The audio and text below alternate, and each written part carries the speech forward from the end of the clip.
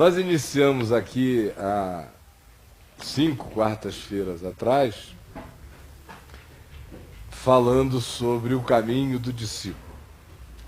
Abrimos em Mateus, no capítulo 16, e vimos que não era coincidência o fato de que antes de Jesus introduzir a questão do discípulo, ele tenha feito a jornada, o caminho deles passar por aquela questão que se relacionava com o fato de que eles deveriam cuidar para que no coração deles não houvesse a maldade, o fermento, o inchaço, a artificialidade, o volume não correspondente à massa real, à densidade real, que é o fermento, dos fariseus e dos saduceus, como ele, em texto paralelo no Evangelho de Lucas, diz, e do fermento de Herodes. Antes de ser discípulo, ele diz, você tem que saber que de saída não dá para levar o culto à imagem que os fariseus fazem, não dá para levar o culto à ética midiática e que é uma ética apenas de valor concentrado em si mesma, a dos saduceus, que não criam nem espírito, nem anjo, nem ressurreição e nem coisa alguma, mas comportavam-se da maneira mais sacerdotal e ritualística possível, porque o que eles queriam também era o prêmio da observação dos homens. E nem tampouco, disse ele, dá para ser discípulo ou levar no coração, para iniciar em pensar essa jornada do discipulado, o fermento de Herodes, que é aquela vontade de poder, de controle, que são os inchaços dos tentáculos das ambições, que é o fermento de Herodes.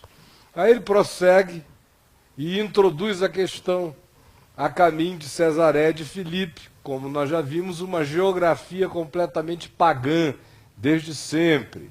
E vimos também que não foi casualidade que ele tenha introduzido essa questão andando na direção da geografia da paganidade, da geografia do paganismo, da geografia das multimanifestações, da geografia onde nada é homogêneo, onde cada um tem seu altar, seu nicho, seu Deus, seu credo, ou seja, ele falou no assunto levando os discípulos na direção do mundo real, como ele é, não para dentro de uma redoma, não para o claustro de uma igreja-templo, não para o clube dos salvos, ao contrário, ele falou em discipulado, falou em segui-lo, levando-os no movimento dinâmico, indo, caminhando como um hebreu, que é aquele andar desinstalado, fazedor de tendas, indo para a direção da Cesaré de Filipe, que era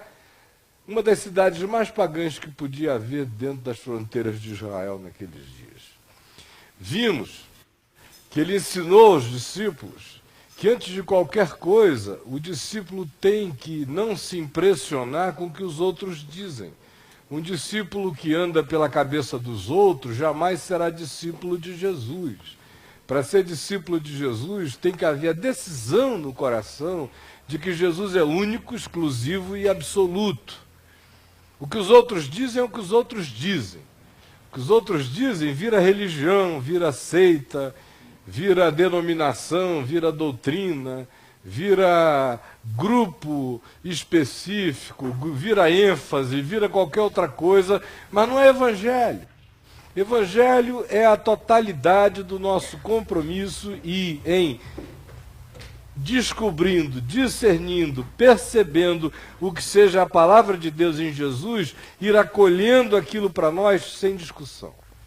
Vimos que quando Pedro disse, perguntado por Jesus, quem vós dizeis que eu sou? E ele disse, tu és o Cristo, Filho do Deus vivo.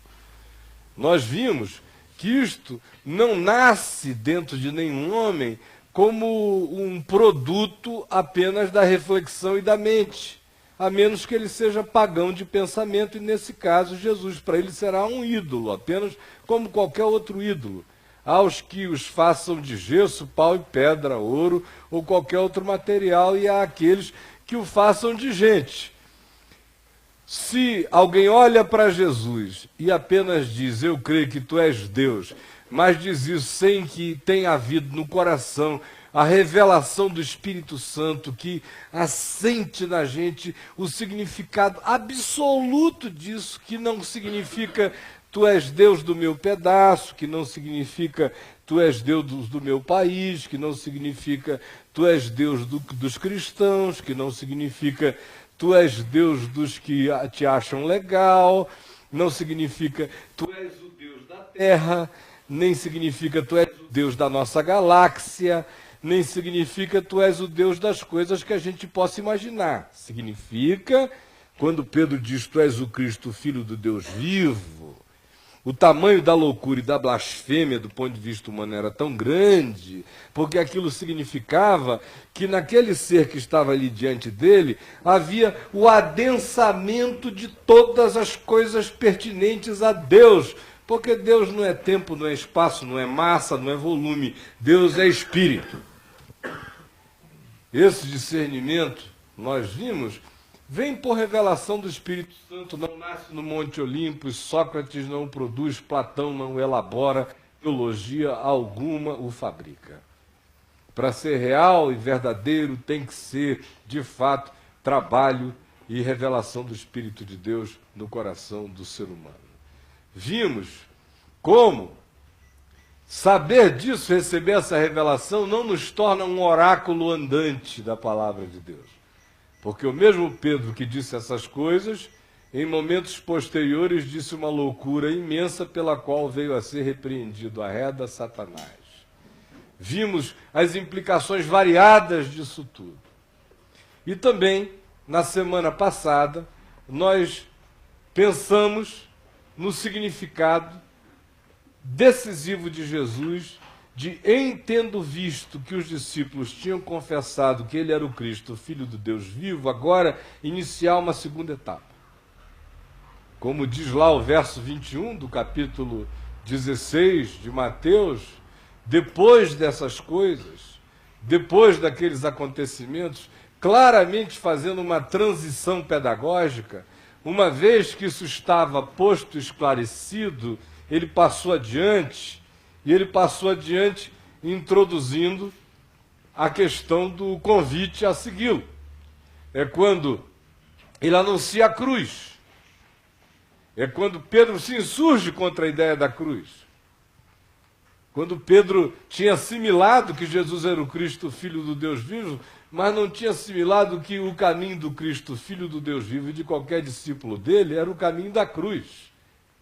Era outra loucura para Pedro, que ele não tinha recebido revelação do Pai, usou a sua conjectura e a sua elaboração e acabou chegando à conclusão estúpida de que o melhor a fazer seria repreender a Jesus por estar dizendo, eu estou caminhando para a cruz. Então, sabido estava que Jesus era quem Jesus era, agora precisava ficar sabido quem o discípulo era. Uma coisa é quando eu recebo revelação de quem Jesus é. Isso me salva. Isso me ilumina. Outra coisa é quando a revelação de quem Jesus é transformada no significado a respeito de quem eu sou chamado para ser. Porque na hora em que eu recebo revelação de quem Jesus é só uma questão de tempo, em sequência, ato contínuo, eu vou ter que me deparar com o fato de que saber quem Jesus é demanda de mim um compromisso com quem eu devo ser, com quem eu fui chamado para ser, com quem eu sou do ponto de vista de Deus. E esse é o chamado discípulo.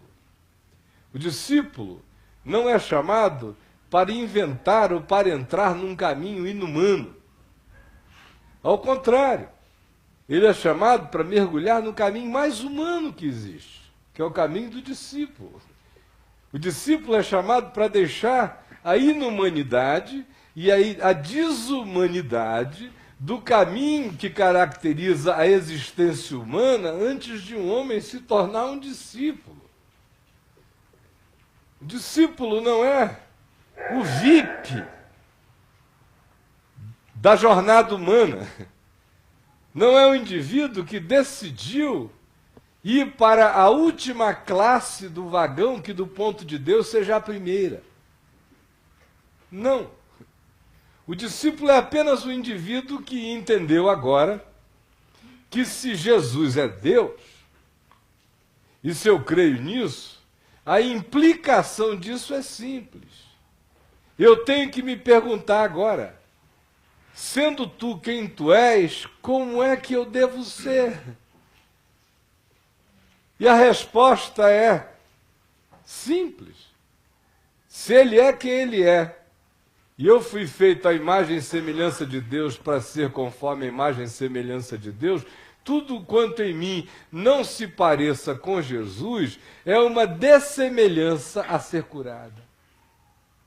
Porque o meu chamado é para a semelhança dele. É para conformação com ele. É para ir transformando a minha mente no processo, na jornada do caminho da nossa existência, olhando para ele, seguindo-o, de tal maneira que, ao contemplá-lo todos os dias, pela revelação do Evangelho, eu vá sendo transformado com a cara olhando para ele, olhando para a luz que ele é, o meu rosto vá sendo transformado na imagem do Senhor pelo trabalho contínuo do Espírito Santo. Só que aqui no texto de Mateus, no capítulo 16, quando a gente chega aí, nós vimos na semana passada, o indivíduo descobre que o caminho para ele se tornar ele em Deus é o caminho da desistência de tudo quanto ele pensa que seja ele sem que seja ele. Que é jogar fora o self, que é jogar fora o si mesmo. Porque Jesus disse: se alguém quer ser meu discípulo, a si mesmo se negue, tome a sua cruz e siga-me. Não foi isso que ele disse? Portanto, quem quiser salvar o seu self, perderá a vida. E quem perder o self por minha causa, achará a vida. É exatamente isso que Jesus está dizendo, porque ele está dizendo que é preciso pegar o si mesmo e jogar fora. Matar o si mesmo para sobrar eu. Discernir o que é construção do self, desse eu artificial que eu vou absorvendo, e que vou absorvendo, diz o Novo Testamento, a partir de níveis bem básicos. O self vai sendo construído a partir da nossa psicose básica. Nossa psicose básica está descrita em Romanos no capítulo 7. Qual é a nossa psicose básica em Romanos no capítulo 7? É o bem que eu quero fazer eu não faço, o mal que eu não quero fazer se eu faço. É constatar a minha esquizofrenia básica. Constatar essa rachadura essencial que existe dentro de mim. Constatar que eu não sou uno, que eu não sou inteiro. Que é a grande constatação humana que Paulo faz, é aquele grito, meu mano amado, super verdadeiro e carinhoso e totalmente visceral, carinhoso para conosco na medida em que ele fala a verdade, visceral pela dor com a qual ele faz aquela confissão. Desgraçado homem que eu sou, quem é que me livrará do corpo desta morte? Porque eu sou contradição. Então, a primeira coisa é a gente identificar essa pulsão essencial que vai produzindo o self, nasce dessa psicose básica, dessa divisão, desse diabolos existencial, dessa divisão interior, dessa rachadura. Aqui. Aí, como Paulo diz que a tendência do homem natural é para o self, a tendência do homem natural é para a autogratificação, a tendência do homem natural é para se sentir forte por conquista e não por ser, a tendência do homem natural é toda esta. Se essa rachadura está estabelecida essencialmente aqui dentro de mim, no curso da minha existência, a minha tendência, naturalmente, infelizmente, é de assimilação do self. Desse si mesmo que vai ganhando valor agregado ou desvalor agregado a partir da minha própria dissonância interior, a partir da minha rachadura mais essencial, a partir da incomunicabilidade do meu ser com o meu ser. Você pensa que a gente já nasce falando consigo mesmo? Isso é uma conquista da caminhada. Na maioria das vezes nós somos só seres espasmódicos, somos espasmos, águas vivas, psíquicas. Aí vai pegando.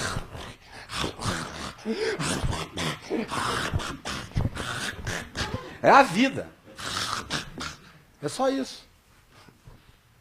Só isso. Outro nível que alimenta o self, diz também o Novo Testamento, é aquilo que é chamado de paixões da carne, que é essa psicose básica treinada pelo tempo, treinada pelo desejo, treinada pelo instinto descontrolado, vai crescendo, crescendo para se tornar viciado. A paixão da carne é o vício do desejo com soberania e supremacia sobre a consciência. Essa é a paixão da carne. Vai alimentando o self. A paixão da carne, por seu turno, se alimenta do curso deste mundo também. O que é o curso deste mundo? O curso deste mundo é a média ponderada das importâncias compartilhadas na coletividade, a partir da cultura familiar, a partir da cultura de bairro, a partir da cultura da cidade, a partir da cultura do país e a partir da cultura global para nós hoje em dia, que somos todos filhos dessa aldeinha cada vez menor. Então o curso deste mundo vai alimentando as paixões da carne, porque o curso deste mundo estabelece o que a carne deve desejar e pelo que ela deve se apaixonar, o que ela deve possuir. Porque a carne come vaidade, a carne come o que não é, a carne é pó, volta ao pó, adora pó. E o curso deste mundo serve pó, com grifes legais. É tudo pó com grife. Pó grifado. Mas é só isso que o curso deste mundo oferece. E alimenta a carne. Aí o cara quer, ele se esforça, ele diz, um dia eu chego lá, um dia eu serei alguém. Você já viu alguém dizer isto? Um dia eu serei alguém. Ou aquele cara que diz, eu não sou ninguém. Você também já ouviu esse? Já, claro, em toda boa reunião de oração aparece esse indivíduo que diz, Senhor, eu não sou ninguém. Ora, ninguém não consegue dizer, Senhor, eu não sou ninguém. Ou a outra loucura é, um dia eu serei alguém. Se não houver um eu, jamais haverá um dia alguém. Portanto, o eu está à procura não do eu, mas do não eu. O que ele chama de um dia serei alguém, é um dia não serei mais eu. Serei essa outra coisa. De fato é isto. É o curso deste mundo que vai produzindo isto. essas ambições que a gente nasce para cumpri-las, essas vocações de vespa. A gente nasce para ferroar, é assim que é, e vai, e vai, e vai. É o curso deste mundo. E o cara vai. Aí ele se diploma, aí ele olha no espelho e diz, puxa vida. Não, agora eu sou melhor. Eu já estou lá, eu comecei a ser. Tem uns que contam assim com a maior gratidão. Graças a Deus, agora eu sou alguém. Te apresentando um relatório, um currículo vitae, um diploma, um anel, ou uma mulher, ou um homem. Agora eu sou alguém. Mas o que faz isso? O que faz a vida se tornar tão patética assim? Quem foi que disse que isto é verdade? Quem foi que disse? Mas é o curso deste mundo, e a gente vai adotando o curso deste mundo, pensando que mundo tem a ver com o tamanho do teu cabelo, tem a ver com a roupa que você veste, sem saber que mundo tem a ver com o que você pensa, tem a ver com o que você diz é valor, é vida, é significado, é conquista. É para ser alcançado a qualquer preço. Se não chegar lá, não valeu a pena. Ou parece também com aquela desculpa ao contrário, que o curso deste mundo dá para o cara, por exemplo, que morreu jovenzinho,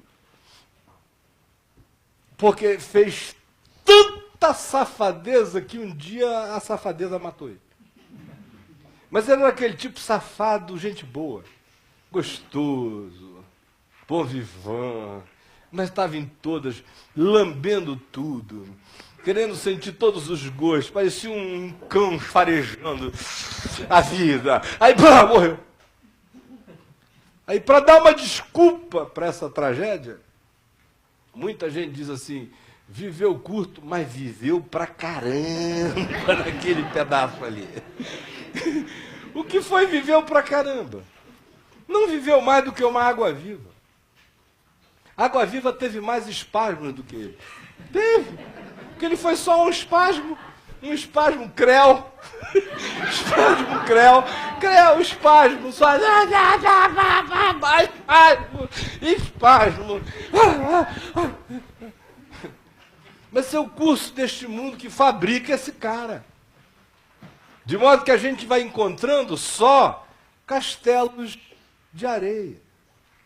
Muito prazer, você cumprimenta o outro holograma. Cumprimento de holograma. Você já viu como todo mundo é outra pessoa quando a gente encontra?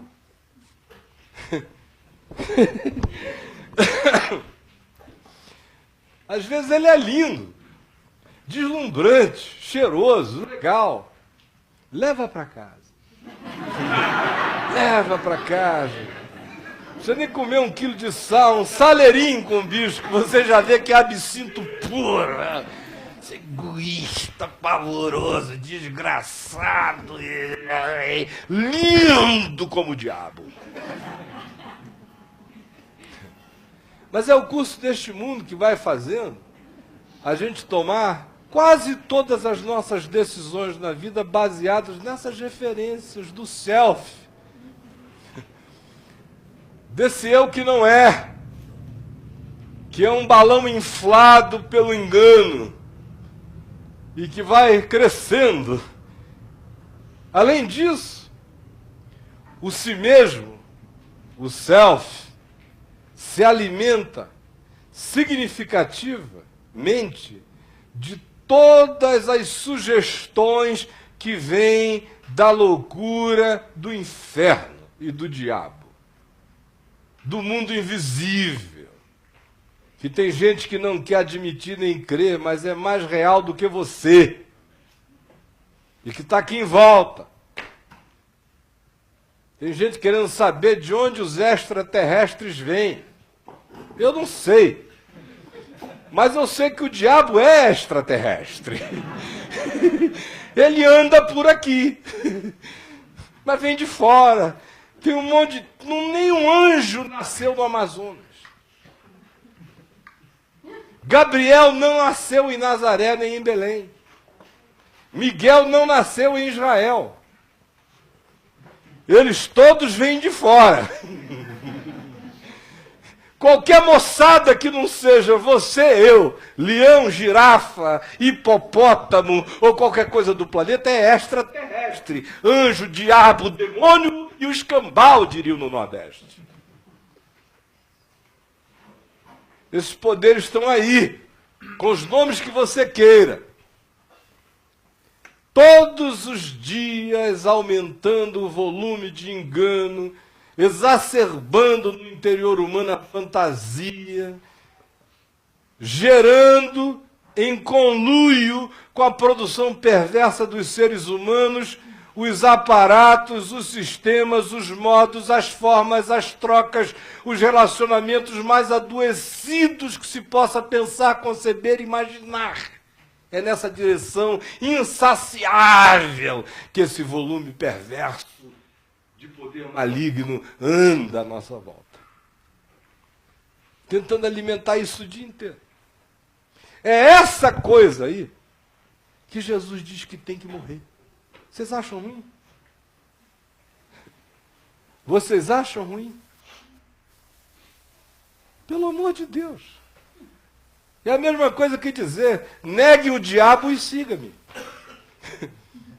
Se alguém quiser ser meu discípulo, negue o diabo e siga-me. É difícil entender que o si mesmo acaba sendo a coisa mais diabólica no processo, porque é o si mesmo que nos descola do eu real, que tem que existir em nós para que nós sejamos, de fato, alguém em Deus. Negue-se a si mesmo. E dia a dia, tome a sua cruz e siga. Há textos que dão ênfase aqui em Marcos e Lucas no dia a dia. Dia a dia. Tome a sua cruz e siga-me. O processo do dia a dia é duplo. É tanto do negar-se a si mesmo como do tomar da cruz. Porque não existe ato entre negar a si mesmo e tomar da cruz. Eu vou me negando a mim mesmo na medida em que vou tomando a cruz. E quanto mais eu tome a cruz, menos o si mesmo crescerá em mim, e quanto menos eu desejo tomar a cruz, mais o si mesmo aumentará em mim. Por isso é dia a dia, tanto uma coisa quanto outra. Não há um dia de férias para o si mesmo. O si mesmo não pode ter sossego. O si mesmo quer renascer, ele tem um poder extraordinário, ele é um rabo de lagartixa. Mesmo cortado, ele fica estremecendo lá. E se você deixar, cresce outro no lugar. O si mesmo tem que ser podado todo dia, toda hora. O si mesmo tem que ser objeto de uma confrontação diária. Porque o si mesmo existe para fazer conformação com o mundo. Conformação com o aion, com o sistema, com o espírito desse engano. O si mesmo se conecta, ele faz interface com isso de modo natural. O software dele foi programado lá, ele roda e fala em conectividade total. Por isso, o si mesmo tem que morrer. E ele só inicia esse processo quando, no dia a dia, eu tomo a cruz. Porque se todo dia eu não olhar para o self com potencial de regeneração perversa em mim, creia, ele se regenerará para o mal em mim. Se refará. Por isso é todo dia. Dia a dia equivale a não vos conformeis com este século, antes transformai-vos pela renovação da vossa mente. É um processo cotidiano. Por isso Paulo chama de culto racional. porque é a relação da razão do Espírito, da razão produzida pelo Evangelho, da razão produzida como consciência e mente de Cristo em nós, tem que ser todos os dias uma relação dessa razão espiritual, dessa inteligência espiritual do Evangelho, perguntando, confrontando, dissecando, examinando as produções do meu ser viciado no self e não naquilo que Deus chama de eu em mim. É toda hora, porque o vício é muito grande. E a gente esquece o tempo todo. É por isso que a religião é uma coisa tão confortável para a maioria das pessoas, por uma razão simples. Quanto mais religioso o indivíduo se torna, mais ele associa a experiência de Deus a um encontro como este. Então, como ele não quer ter muito tempo, ele procura logo o encontro onde ele acha que caiba tudo naquele encontro, onde dê para ele plantar bananeira, virar lagartixa, dançar como um pai de santo convertido, um encontro que dê a ele a chance de ver todos os milagres, ainda que sejam fajutos, de ouvir todos os gritos, que tem até anja dançando no palco e trombeta trocando, que é para ele ter um pacote de 2 horas de presépio de Deus e ir embora dizendo, bom, eu acho que eu tive a minha experiência com o sagrado esta semana. E assim, ele não precisa, dia a dia, negar-se a si mesmo, tomar sua cruz e seguir. Porque ele transferiu isso tudo para esse pacotão, para esse presépio de outras ilusões do mundo. Isso aí é tão ilusão do mundo quanto o mais alienante show que a Broadway possa possuir, que a Broadway jamais venha produzir. É esse do presépio, do palco, que ainda envolve Deus na história. Tudo que envolve Deus, não sendo verdade, é um engano pior do que qualquer engano dito em nome do diabo. Eu vou repetir para vocês não esquecerem nunca mais. Tudo quanto envolva Deus, o nome de Deus, não sendo verdade, é engano pior do que o pior engano feito em nome do diabo. O pior engano não é o do diabo, o pior engano é o do diabo feito em nome de Deus. E aí o cara entra numa dessa, confunde o convite para seguir a Jesus todo dia, com frequência a algum lugar onde ele tem essa experiência de catarse no presépio, e sai dali dizendo, eu acho que encontrei o sagrado. Me deu uma arrepiada danada aquela coisa. Naquela hora, então, eu vibrei.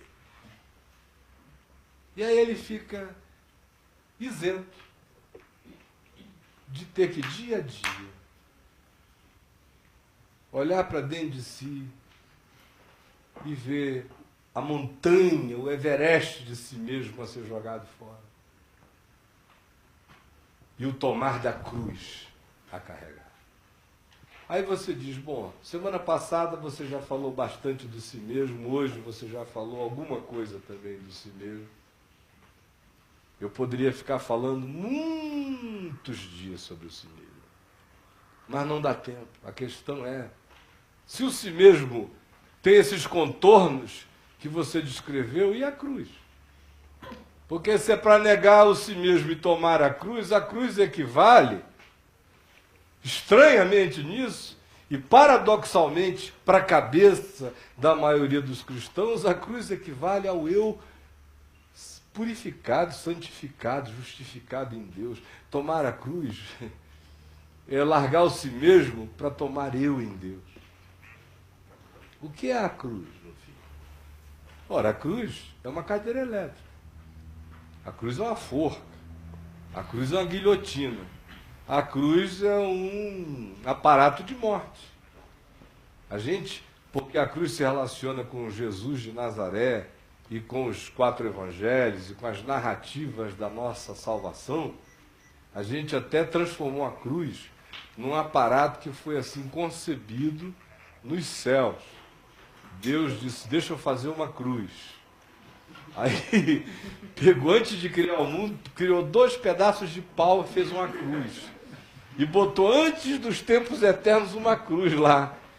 A gente fica sempre pensando que quando a Bíblia fala do cordeiro imolado, é porque a primeira criação de Deus foi um cordeirinho, um carneirinho. Fica até como se um indiano dissesse, a primeira criação de Deus foi um elefante. Foi um cordeiro, a gente imagina lá atrás o cordeiro. Lá atrás o cordeiro. Lá. Enfim, o cordeiro.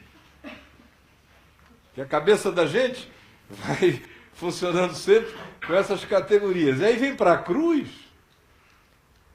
A gente esquece que, em primeiro lugar, a cruz é um instrumento de execução. Ponto. Foram os romanos que a inventaram como instrumento de execução, pelo menos para o nosso conhecimento ocidental. Mas se fosse hoje, Jesus diria o seguinte, quem quiser vir após mim, a si mesmo se negue, tome a sua cadeira elétrica e siga-me. Tome a sua sentença. Não tenha medo do que os mundos chamam morte. Não fuja do que o si mesmo chama de anulação, porque é justamente aí, nesse lugar cruz, na dimensão existencial do seu ser, que reside você. Se você não tiver a coragem de, antes de tudo, pensar que a cruz é a sentença de morte de si mesmo, que a cruz é a declaração e é o compromisso da vida com a vida que é e não com a vida que aparenta ser, não há nem como a gente começar o caminho de tomar a cruz. Agora, a cruz, a minha cruz, do ponto de vista conceitual do significado do que Jesus estava dizendo como tomar a cruz, é exatamente o que a cruz significava para ele, com a diferença apenas de que as implicações da cruz dele eram cósmicas e as implicações da minha cruz são todos os benefícios que vêm da cruz de Jesus para mim e o benefício de viver eu mesmo todo dia em obediência ao mesmo princípio, de tal modo que eu vá me tornando um eu construído em Deus. Agora olha aqui para mim. Se a minha referência de cruz é a cruz de Jesus, exceto pelo fato de que a dele salvava todos os homens e todas as coisas, e já estava pré-ordenada desde antes dos tempos eternos, e a minha é um chamado existencial para ser, no entanto, assim como era dele, assim é a minha. Começa tudo com aceitar o fato de que eu morri para o mundo e o mundo morreu para mim. Isso é tomar a cruz, é o que Paulo diz, escrevendo aos Gálatas.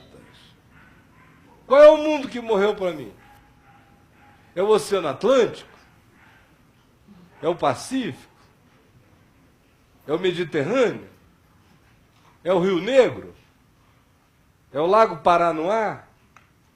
É a natureza linda e maravilhosa? É o encontro bom com o ser humano? É o beijo sadio, o abraço gostoso, o encontro verdadeiro, o amor que seja amor? Não. O mundo que Paulo diz que morreu para mim em Cristo é o mundo do si mesmo, que é o diabo, como eu descrevi há pouco.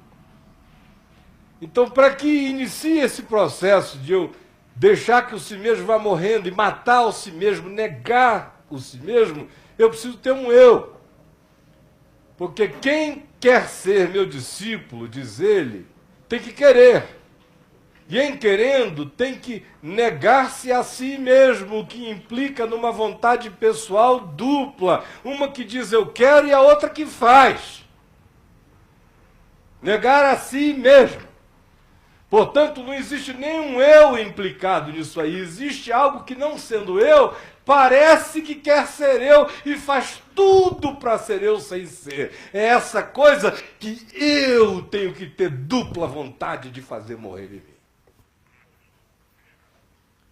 Tomando a cruz, que não é diferente da de Jesus. Olhem a cruz de Jesus. Ele foi levado e crucificado. E ele olhou ali de cima e viu as pessoas cumprindo aqueles ritos da morte, os soldados romanos, fora os soldados romanos, os que falavam um monte de bobagem sem saber de nada. E ele disse, Pai, perdoa-lhes porque eles não sabem o que fazem. Tomar a cruz não é só aceitar essa sentença de morte como Jesus, que ainda nem tinha chegado na cruz quando disse o que disse, em Mateus 16, e já ia andando sabendo o que é, mas à medida que vai encontrando a experiência factual dela, e discernindo quais são os elementos da cruz de Jesus presentes na minha. Tomar a cruz, minha gente, significa, sabe o quê? Entre outras coisas, em discernindo que o mundo é o mundo, que é ilusão e que é engano, em discernindo que o meu self é produzido pelo amontoamento desses volumes de ilusão, discernindo tudo que a gente já discerniu, quando a gente encontra a estupidez, quando a gente encontra o ódio gratuito, quando a gente encontra a antipatia que não se explica, quando a gente encontra a disposição canina do outro de fazer mal, quando a gente encontra a alienação organizada para produzir algo malévolo, como liquidar alguém, quando a gente encontra a associação da estupidez produzindo um volume enorme de loucura da nossa volta, que foi o que Jesus viu ali, quem toma a cruz começa a olhar essas coisas e dizer, Pai, perdoa-lhes, porque eles não sabem o que fazem. Se o meu discipulado não puder começar por, em entendendo o que não é, podendo agora discernir o que é, e em discernindo o que é, não puder me posicionar assim, dizendo, eles não sabem, não é, pela tua graça eu sei, eu vi, eu sei o que é. Perdoa-lhes, porque eles não sabem o que fazem. Ninguém toma a cruz na prática como benefício que se transforma em vida, para além do perdão que se recebeu originalmente em Cristo. O passo seguinte é quem recebeu esse perdão, perdoa. Pai, perdoa-lhes, porque eles não sabem o que fazem. Discípulo que não perdoa, não é discípulo, nunca será. Isso não é brincadeira não, gente. Podem levantar e ir para casa. Não tem conversa, não dá para prosseguir. Se a cruz, se o tomar da cruz não começa com eu sei que estou perdoado, isso é o que Jesus fez por mim, e agora? O que fica? Fica o meu caminho de cruz como ele na terra. E então, estender essa consciência, essa luz, esse discernimento e dizer, Pai, perdoa-lhes, porque eles não sabem o que fazem, não dá nem para começar o caminho do discípulo. Se não puder haver perdão, não dá para haver passo algum nessa vereda de seguir Jesus. Começa assim. Você quer ser discípulo? Ao invés de você ficar brigando com o centurião, xingando Pedro, lá da cruz. Desgraçado, me deixou! Frouxo! Está na casa de Caifás, vão atrás dele, não é homem não! Judas sem vergonha! Tu vai para os quintos dos infernos! É o Jesus crente. É o Jesus crente, está aqui. Carregando a sua cruz. Seu bando de maricas, andaram comigo 3 anos, 1000 promessas, não sobrou um, só o Joãozinho, ainda está aí do lado da minha mãe, escondido na saia dela. Graças a Deus por Madalena. Está por aqui. Mas tu, centurião, está desgraçado. Vai queimar no inferno, você, César e todo mundo. E vocês, seus fariseus, ouçam bem meu último grito. Eu bem queria dizer, Pai, nas tuas mãos eu entrego meu espírito, mas agora eu vou dizer, esse templo vai cair. Isso é o Jesus crente na cruz.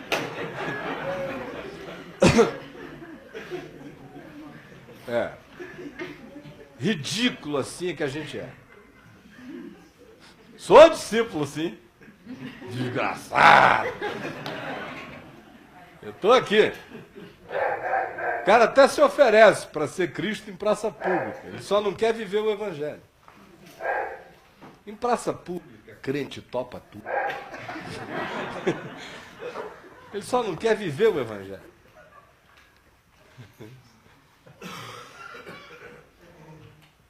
Olha as implicações da dimensão da cruz.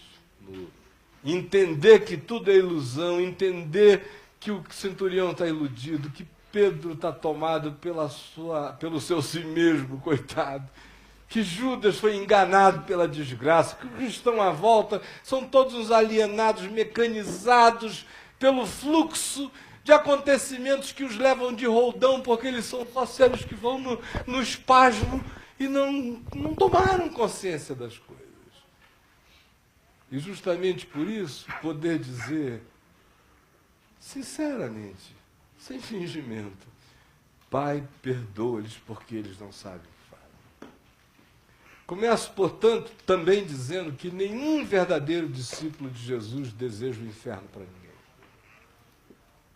Porque quem diz, Pai, perdoa-lhes porque eles não sabem o que fazem, está intercedendo pela salvação de todos os alienados, de todos os perdidos, de todos os obturados, de todos os cegados, de todos os encabrestados e marionetados dos homens, da vida ou do inferno. Pai, perdoa esse contingente, qualquer um. Porque se eles soubessem, eles não estariam fazendo isso. Como Pedro veio a dizer depois, porque se tivessem sabido quem ele era, não teriam crucificado o Rei da Glória. Pai, perdoa-lhes. Tomar a cruz significa perdoar o engano do mundo também. Porque enquanto a gente não perdoa o engano do mundo, a gente não fica livre do mundo como sedutor da alma da gente. O si mesmo, o self, vai sendo vencido e anulado e negado quando eu perdoo o engano do mundo e o meu próprio. Quando eu não tento mais justificar o meu engano, nem o tempo que eu perdi, nem as minhas loucuras, e nem, quem sabe, melhorar um pouquinho o inferno desse sistema que jaz no maligno. Ao contrário, o discípulo perdoa o mundo. E quando ele perdoa o mundo, ele vai se libertando das pulsões que o mundo, a carne, tudo que hoje aqui eu já descrevi na primeira meia hora, deixaram fomentando, formando a construção artificial desse eu que não é eu, que é o si mesmo. Portanto, quando alguém chega e diz, Pai, perdoa-lhes porque eles não sabem o que fazem, sinceramente faz isto, esta pessoa está de fato desenraizando o poder que esse mundo de ilusão, de engano, esse sistema de trocas loucas já teve sobre mim. Eu estou tão livre que perdoo. Perdoo, está perdoado. Não adianta dizer que toda mulher é safada e que todo homem é canalha. Não adianta dizer que todo político é corrupto. Não adianta dizer que todo pastor é ladrão. Não adianta dizer que toda religião quer dinheiro. Não adianta ficar passando a vida inteira denunciando essas coisas num denuncismo que apenas me vincule a elas de maneira profundamente atávica, de modo que quanto mais eu as denuncio, mais eu lembro delas, mais eu falo delas, mais eu me alimento delas, mais eu existo por causa delas, mais eu me torno elas mesmas. Para eu ficar livre, isso tem que estar perdoado. Aí começa a liberdade do discípulo, quando ele perdoa. Perdoa até o si mesmo. Ele negou com tanta lucidez o si mesmo que ele nem briga mais com o si mesmo virou nada. Por isso ele não precisa ter um testemunho. Testemunho é o si mesmo falando. É a volta do si mesmo. É o testemunho. Oh, vamos nos reunir para ouvir o si mesmo. Aí vem o si mesmo. Oh, meus irmãos, eu. Mas graças a Jesus eu não sou mais assim. Aleluia. Eu agora não sou assim, eu agora sou assim. Que é basicamente a mesma coisa. Joe sou Joe. É mais ou menos isso. Joe sou Joe. É a mesma coisa.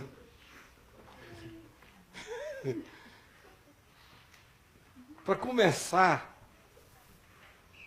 para o si mesmo ir virando nada, o discípulo tem que perdoar o mundo e o si mesmo. E não fazer do si mesmo o seu testemunho, fazer do eu em Cristo a sua afirmação de vida.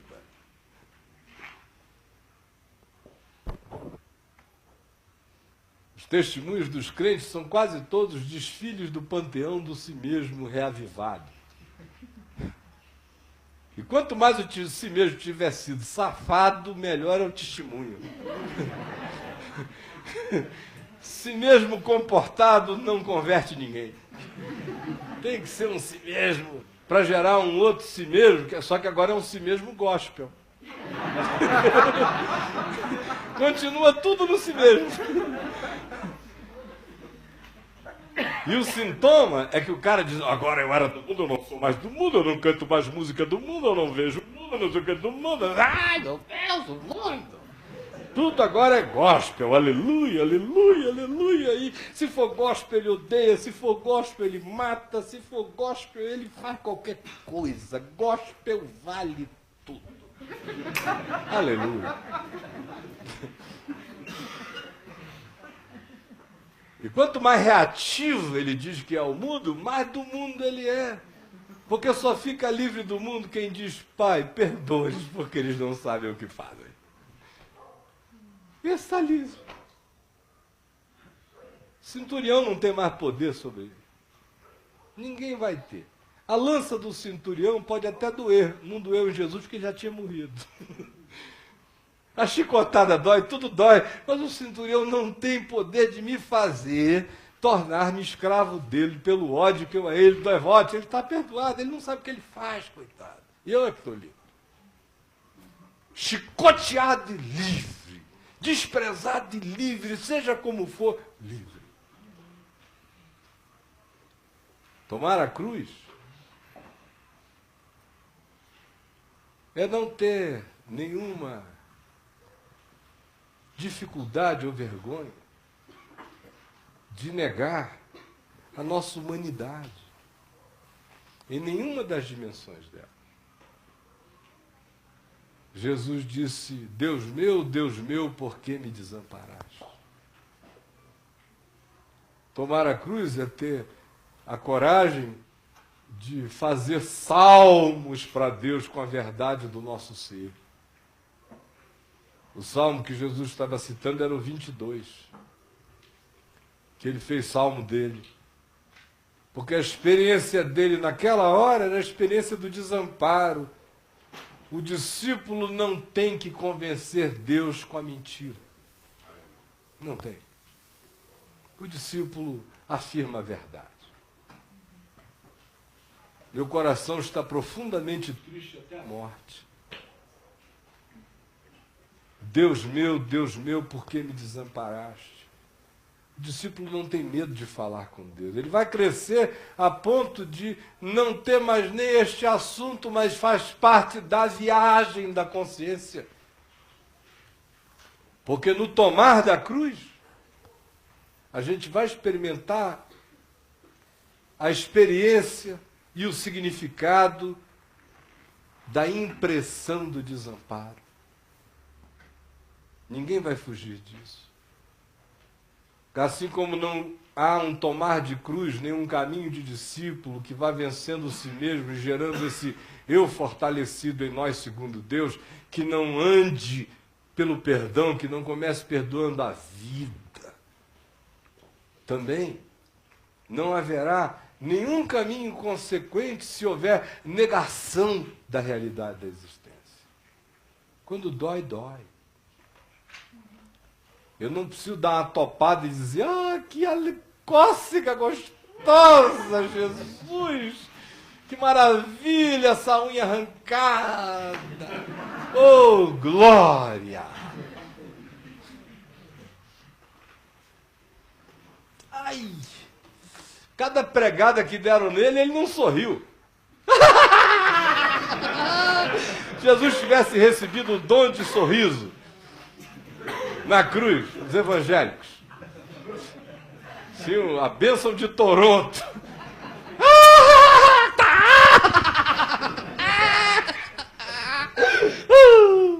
Outra! Pelo amor de Deus, era. Ai! Dói, dói.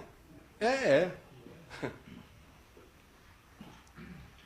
O discípulo tem que saber que ele, tomando a cruz, vai passar por caminhos solitários, de desamparo, vales de sombra da morte, perplexidades, vai encontrar o absurdo na cara dele, vai sentir às vezes tanta dor, ou vai ficar tão chocado com o absurdo, ou vai ver tanta loucura, ou vai se sentir tão impotente em alguns momentos, que o coração dele vai dizer: Pai, por que tu me desamparaste? Deus meu, Eli, Eli, lema sabachthani, por que tu me desamparaste, Deus? Não se faz um discípulo sem a jornada do desamparo. Que é quando o cara aprende a amar a Deus por nada, a servir a Deus por nada. Ele não está dizendo não a Deus porque eu estou desamparado. Ele está falando com Deus. Deus meu, por que tu me desamparaste? Mas é uma conversa entre gente que se vê, que se enxerga, que se sabe. É só uma perplexidade do pequeno ante o volume das coisas. Esse dia, esses dias, essa vereda, nunca deixa de existir no caminho de um discípulo. E faz parte de tomar a cruz e de continuar seguindo. Eu vou parando por aqui hoje. Nós temos mais 5 outras palavras dessas declarações para seguir na quarta-feira que vem e vamos continuar sobre a cruz, porque eu ainda nem comecei. Vamos ficar em pé, então. Quero recomendar a vocês todos que estão aqui a chegarem em casa hoje, amanhã, depois, qualquer dia, a irem lá naquele link, reuniões com o Caio, que são essas reuniões de quarta-feira aqui, já estão As 4 reuniões anteriores sobre a jornada do discípulo já estão lá. Eu queria que para quarta-feira que vem, esse fosse o dever de casa. Para quem está aqui e para aqueles que estão vendo lá na VMV TV em qualquer lugar da Terra. Que assistissem, baixassem no On Demand. O Chico botou isso lá, ele e o Edivaldo, ontem, hoje, eu vi lá, já está tudo posto. Baixem em casa, assistam sozinhos com um grupo, para que eu não precise ficar fazendo essas recapitulações que eu faço apenas porque eu sei que a maioria deu uma boiada, ou então tem muita gente que só está hoje aqui, não estava no anterior, e eu fico com pena de quem não sabe o que está fazendo. Então, vá lá, baixe, aproveite, está disponível, um cliquezinho, toque de computador, um bloco, você vê, pelo amor de Deus. Se você não puder fazer isso, nem comece a ideia de ser discípulo. Não consegue nem ali abrir, botar o dedo e dizer, eu quero aprender e formar um corpo desse sentido dentro de mim. Se não houvesse interesse, que interesse haverá para o que mais? Eu peço mesmo dos que estão vendo em casa para que a gente se atualize e na quarta-feira que vem eu possa já começar de onde eu parei, tá bom? Para isso é importante que ou você não deixe de vir, ou em não vindo, vá sempre a VMV TV e se atualize, para que a sua chegada aqui já chegue pronta. E eu prometo que da quarta-feira em diante vai ser assim, quem beijar, beijou. Quem não beijar, só beija na VMV TV, tá bom? Porque eu não vou fazer mais recapitulação. Tá certo, meus irmãos? Olha só, quero pedir ajuda a vocês hoje de uma maneira muito especial. Nós estamos precisando terminar as coisas aqui, mas tem faltado muito dinheiro nas últimas 2 semanas. Eu estou aqui quase que enrolando os homens. Sim, fazendo... Porque não tem dinheiro para fazer aquisição de material, portas, janelas, telha, para terminar tudo, arrumar esse negócio e acabar, porque a gente vai partir para outra. Eu não vou nem dizer qual é ainda, mas se Deus quiser, nós vamos partir para uma outra empreitada. E de um outro lugar, vamos marcar, se Deus quiser, um outro lugar, com uma presença aberta a todos. Esse aqui é o nosso canto de ensino da palavra para um grupo pequeno. Domingo a gente está lá no La Salle, a gente está aqui na quarta durante outros dias, a utilização aqui vai aumentar bastante, mas eu tenho visto, eu não sei se o Senhor vai confirmar isso, mas se confirmar, será um lugar aqui na orla extremamente interessante, amplo, dentro da água mesmo, quase 100 mil metros quadrados, para a gente fazer uma coisa não para nós. No caminho da graça não existe esse negócio do para nós. Tem que ser para todo mundo. E nesse lugar a gente quer fazer um parque ecológico maravilhoso, onde a gente também vai estar ensinando a palavra, mas é para todo mundo. É uma coisa bem gostosa.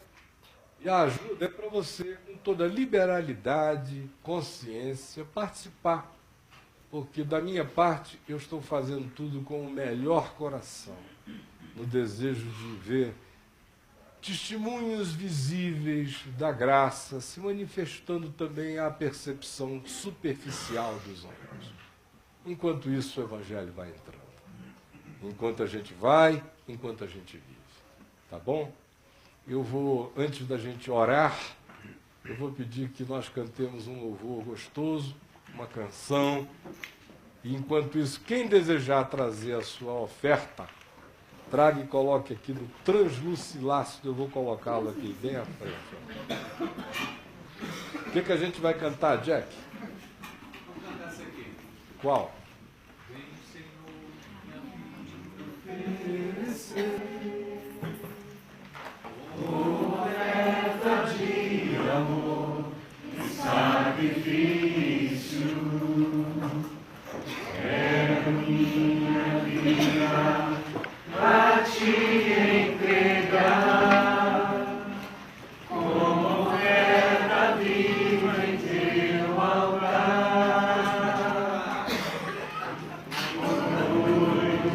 Pra te adorar,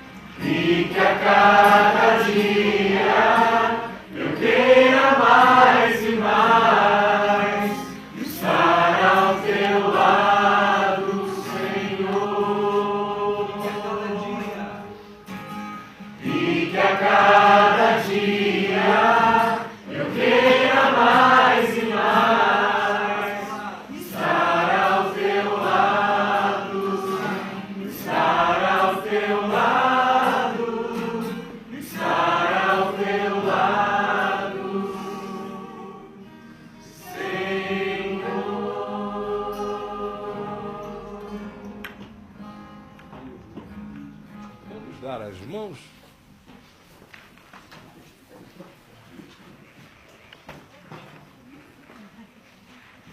Legal. E muito bom. Queria registrar a presença do meu querido amigo Adãozinho amado, que já esteve com a gente em Israel 2 vezes, a última vez ano passado. A primeira vez ele foi num grupo com a Négia, a Dora e vários irmãos queridos aqui do caminho. E da outra vez ele foi apenas comigo, a Adriana e 2 amigos, e ele foi, e 2 cameramen, ele foi trabalhando como cameraman, ajudando a gente. E com todo o carinho, de modo que ele é uma pessoa muito amada, e agora ele está, a esposa dele trabalha no Itamaraty. Então nessa eles já estiveram na Inglaterra, na Rússia, em Moscou, agora na Cidade do México. Mês passado ele me falou que estava mudando para a Finlândia, para Reykjavik, não é isso? Reykjavik. Helsinki, para Helsinki, é isso. Reykjavik é Islândia, Helsinki. Então, está lá, assim, no mundo, no castelo do super-homem, no Polo Norte. Você voa sobre a Groenlândia, agora já nem tanto, está derretendo tudo, mas eu voei muitas vezes sobre aquela região do mundo ali, dá aquela sensação de você estar vendo pôr de sol surrealista, amanhecer, porque é tudo branco, neve, aqueles picos. É uma loucura o que se cria de refração, de cor, de fragmentos de cor em lugares como aquele, né? Mas, ao mesmo tempo, tem aquele cinza para quem está embaixo, que é uma coisa pesada. Para muita gente é difícil. Eu gosto. Eu amo uma nevezinha, eu não tenho nenhum problema com frio. Se isso aqui gelasse mais uns 10, 15, 20 graus, vocês podem ter certeza que minha produtividade deveria aumentar umas 3 vezes. Porque o calor me derruba que vocês não têm ideia. Eu vou fazendo no peito e na raça, mas o calor não é brincadeira. O frio me rejuvenesce, que é uma maravilha. Eu estou até louco para ficar frio aqui. Daqui a mais um mês vai estar começando a ficar frio. Vocês vão ter que vir para cá, assim, bem agasalhados, que aí eu vou sentindo o melhor do clima. Então, Adão, bem-vindo, meu irmão. Deus te abençoe. Vamos orar juntos.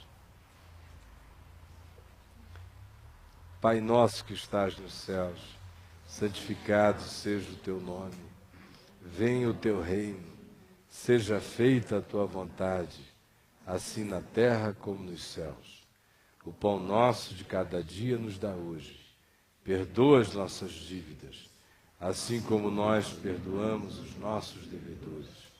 E não nos deixes cair em tentação, mas livra-nos do mal. Pois teu é o reino, o poder e a glória para sempre. Amém. Senhor, leva-nos em paz. Que nenhuma palavra tua se perca no nosso coração.